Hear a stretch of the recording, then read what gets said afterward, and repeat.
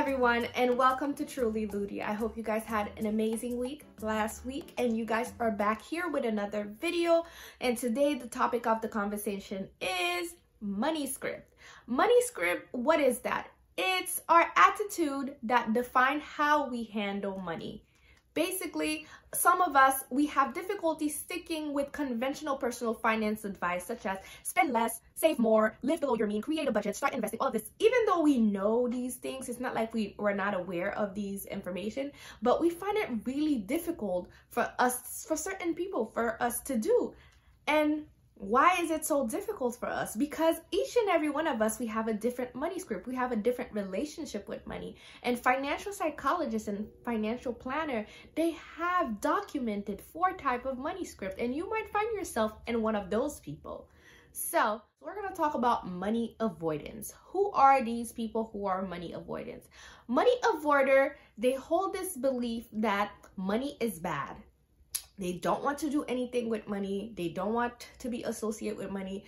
People who have a lot of money are automatically bad people. They believe that having money is a bad thing. And some of these people, they struggle. How do they struggle? Is because let's say they're at a job and you're a money avoider and you are doing so much work and you deserve to get paid more. But because you feel like getting paid more automatically associate with something bad, you don't ask for that raise. And if you're a business owner and you're a money avoider, even though you believe that the product you're giving out to people is actually of value, you don't ask your customers for more money. You just ask for not even the bare minimum, very minimal. And that can also be a problem. Another group of money script is money worship. These people, money worship, basically they worship money. Money is a solution to all their problems. And these people, they can be overspender and they can be overworking as well because they believe that all the problem in the world can be solved by money alone. That can prevent themselves to accumulate wealth.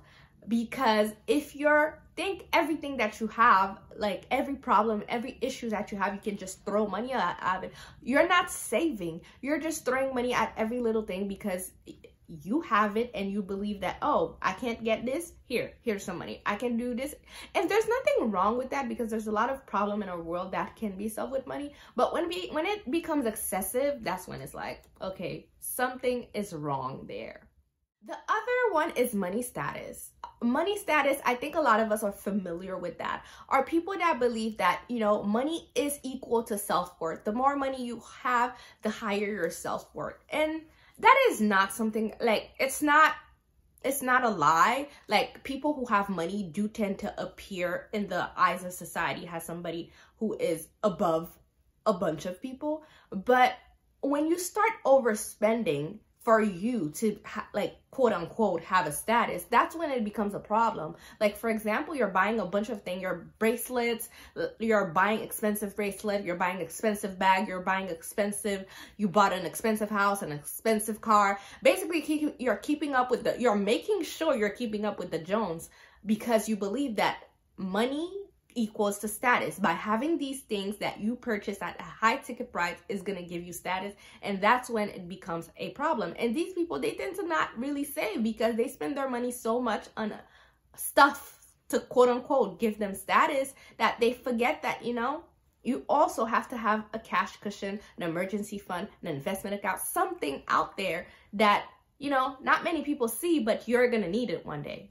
Another type of money script is money vigilant.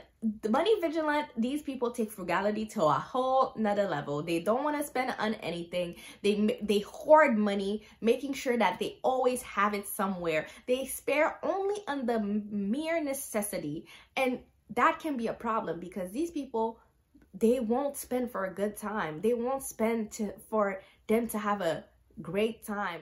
In life, you have to spend above your bare necessity. But a person who is money vigilant,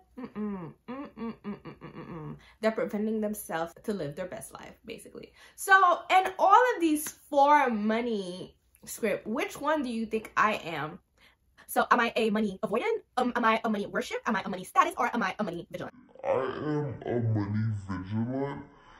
And it actually, like, even though it's like money vigilant is a good thing because you're frugal, you're saving your money, you're making sure like, you know, it's somewhere. But at the same time, it can be an issue because you don't spend on yourself. And sometimes you might want something. I think about it twice and I'm like, do I really need this? And then I end up not spending on it. And I end up thinking about it like, oh, okay, I should have just spent that money because I really would enjoy that. I really would enjoy doing that. I really would enjoy this bag. I really would enjoy this experience, you know? So it's something I'm still learning. I'm still learning to kind of overcome that, you know, yes, I have to save money. Yes, I have to put money in a safe place, but I also have to live my life because I am here right now. What if something happens to me the next day? What am I going to do? There's a whole lot to me being that person because that's how I grew up. I grew up in Haiti and I grew up with my mom, and my mom was like I think she was the biggest money vigilant. My mom would save money. Like when you meet this woman, you would think that, you know, whoa, like you don't want to spend on anything that's extra. She's like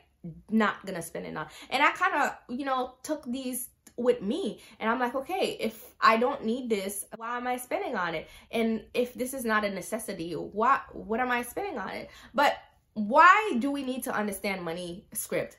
Why we need to understand it is understand ourselves. And once we understand ourselves, we could understand our pattern and start to make change in a better way. Like we're more aware of the changes that we're making. We want to see what are we spending our money on after we finish with our bare necessity, or not spending our money on bare necessity. How are we spending our money? And if we want to create change in our life, what should we stop and what should we learn to make these changes in our life?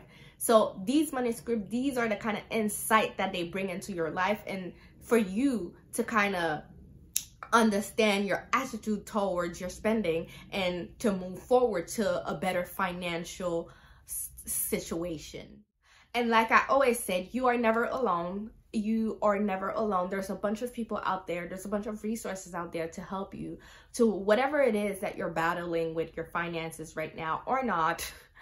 And I hope this gave you some insight on to do some more research and to kind of to find out what money script are you in, how can you overcome these patterns, what are the steps that you need to take to work towards this financial freedom that you're looking towards.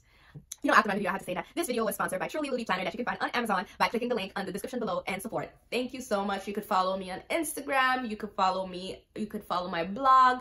And I thank you so much for watching. I'll see you next week with another video.